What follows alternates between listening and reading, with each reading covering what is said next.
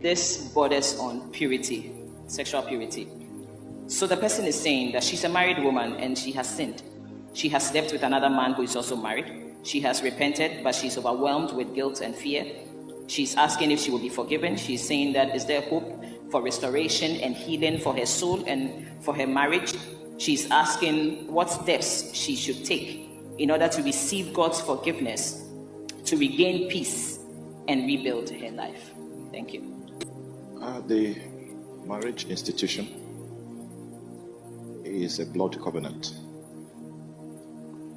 There are 5 types of covenants in the Bible, and each one is unique. But the marriage covenant is a blood covenant, and the validity of a blood covenant is from life to death. Under the old covenant, if someone commits adultery, the person should be stoned to death. In the new covenant, if someone commits adultery, it is one of the grounds upon which marriage can be nullified. Because even though there is no scripture that says we should stone the offenders to death, the New Testament position is still an assumption. They assume. There's an assumption, okay?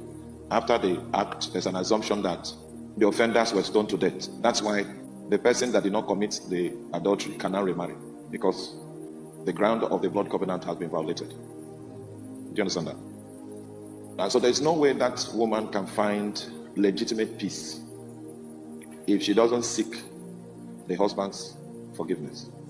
But we must counsel her not to go straight to the husband. She should labor before the Lord and receive God's commitment in superintending the entire process of accountability.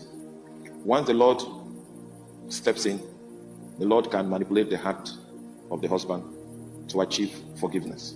But as long as the woman does not seek forgiveness from her husband, she will live with that guilt.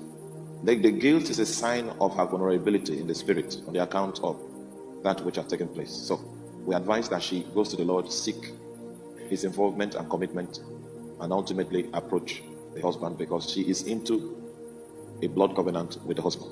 If the husband forgives her, which is most likely going to be the case if the Lord is involved, she will now also redeem her position and her conscience will become clear. Wow. Thank you.